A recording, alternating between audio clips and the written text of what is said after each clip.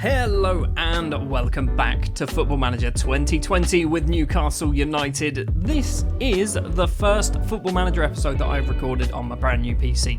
So, I will say now, if things sound a bit different, if things don't quite seem the same as what they were in the previous two episodes from this season, that would be why. There are still some things that I'm missing. I'm pretty sure I've got all the face packs and everything have been moved over. I don't have some of my views, so I think my calendar view that I normally use isn't currently ported over. Neither is my squad view and things like that. But I'm hoping it's not going to make too much of a difference. Anyway, today it is Champions League day. It's Real Madrid at home in the Champions League group stages. And we are doing pretty badly, as you can tell from being 14th place in the table after 7 games. So, since the last episode, we've played a few matches. We beat Bournemouth 4-0, Franco Di Matteo with 2, Lewis Cook against his former team and Johnny Santos. And then against Celtic, you know, that match that I said would be a nice easy victory to start the Champions League group stage off with. We lost 1-0, Brian Mbeumo with the only goal of the game. We should have won, we were the better side. They had about 2 attacks and scored one of them. Against Leicester, a 0-0 draw. Against Leeds in the Carabao Cup, a 1-1 draw where Guendouzi scored and then we lose on penalties. I did kind of play a rotated side. I did play Georges Corre, the goalkeeper, who spent last season out on loan at Oldham, if I'm not mistaken. And then against Everton, another 0-0 draw. So we've scored 5 goals in 5 games. 4 of them all came against Bournemouth. So, we've scored 1 goal in our last 4 games. And that was in the Carabao Cup against Leeds. We're not good at the moment. We are struggling big time. Even though this episode is not about the league, let's have a very quick look. We are currently 14th place, as I've mentioned. 8 points on the board. 2 wins, 2 draws, 3 defeats, and a -1 goal difference.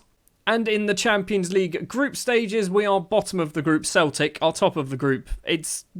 I feel like we're going to lose against Real Madrid, and we may as well give up with the Champions League at that point. While we're here, we'll just have a quick look at the club vision. C+ for the manager performance, a C for the results. We are literally clinging on to these victories that we've got against West Brom, Bournemouth, and apparently a 0-0 draw against Everton's quite good. Zinedine Zidane's Real Madrid then. Has he been there all the time? He has. I mean, in real life, obviously, he's left and rejoined on multiple occasions, but he's been there since 2019, so he's been in charge for a very long time, so this is probably going to be a very good squad.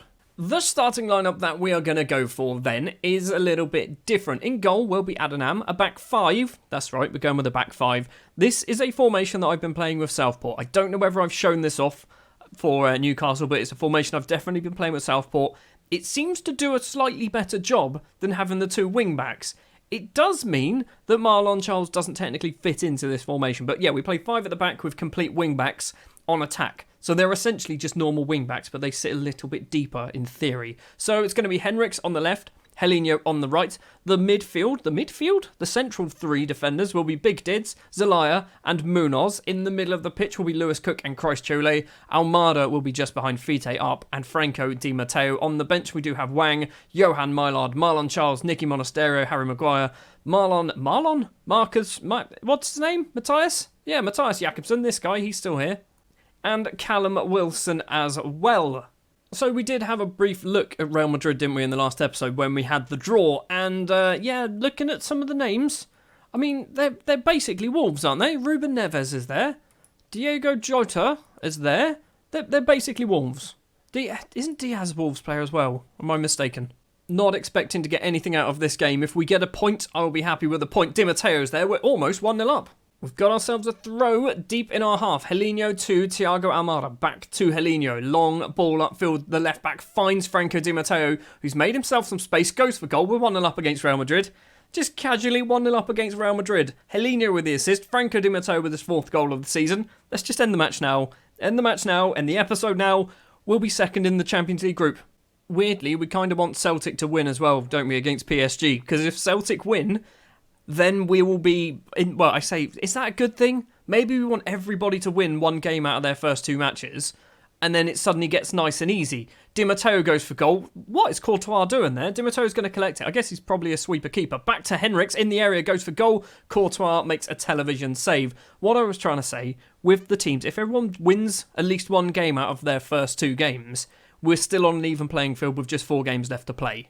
So possession-wise, it is 67% possession to Real Madrid, but we are just soaking up the pressure. That is what we seem to be doing, which I don't know whether that's kind of the idea of this tactic, but it seems to be working. At half-time, we are 1-0 up. Franco Di Matteo with our only goal, with the only goal of the game.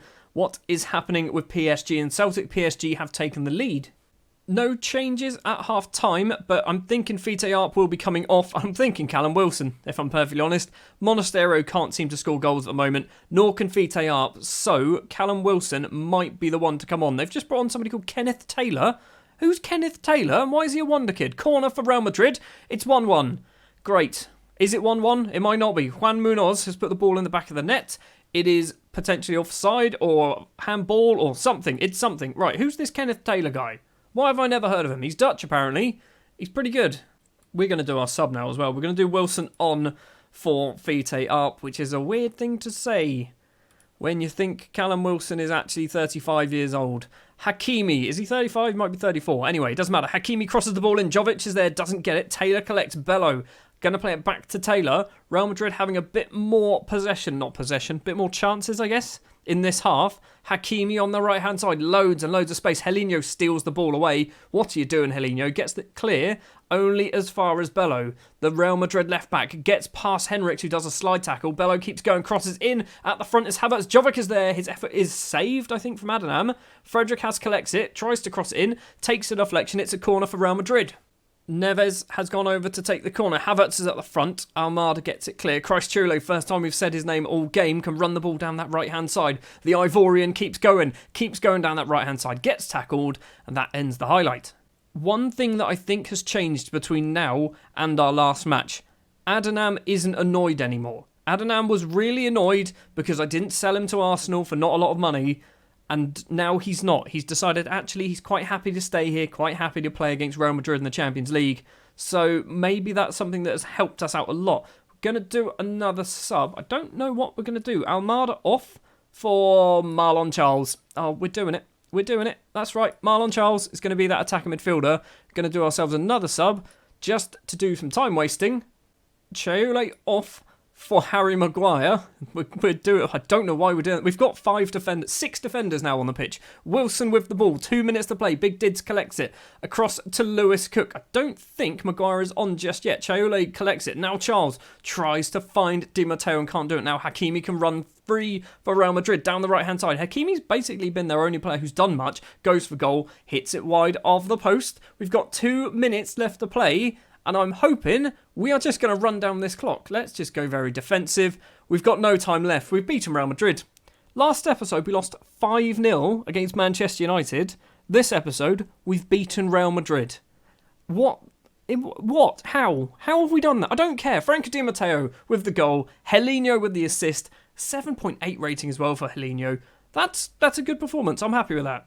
Calmly say, well done, lads. Don't say nothing like Luis Nascimento wants us to say. Well, judging by the fact that PSG just beat Celtic 7-0, not looking forward to playing PSG because we lost to Celtic. That's a worry. That's definitely a worry. Anyway, Group B. How do we see Group B? Profile? Was that how it's going to show? Yes. We are currently 3rd place, joint on points with Celtic, but the way the group stages are sorted is actually by games against. So despite the fact that their goal difference is now horrendous, they are still ahead of us because they've beaten us, which makes it sound even worse that their goal difference is horrendous. And we pick up £2.32 million as well for winning that game. Good. Franco Di Matteo scoring his first ever Champions League goal, I assume, unless possibly Bologna played in the Champions League, or maybe even Pescara. I seriously doubt either of those did. So he's got 11 goals now this season. He's the only one who's scoring goals. So if we sort by goals scored on the squad view, Di Matteo with 4, then Lewis Cook, who's a central midfielder, then Zelaya, Santos, Cheole, Fite Arp, and Guendouzi. We're not scoring goals. Our strikers are just not scoring goals, and I don't really know what to do to change it. Anyway, that is going to do it for this episode. Possibly quite a quick episode by the looks of things. It's only been about 12 minutes since I started recording. Thank you very much for watching. If you did enjoy, do remember to leave a like. If you want to see more, hit the subscribe button. I will be back later on today with a second episode of the day up against Sheffield United because I want to win a league game as well. I don't want to just win Champions League games. That's not where our bread and butter is. We need to be beating Sheffield United. So we'll see you in about 3 hours if you're watching this as it comes out.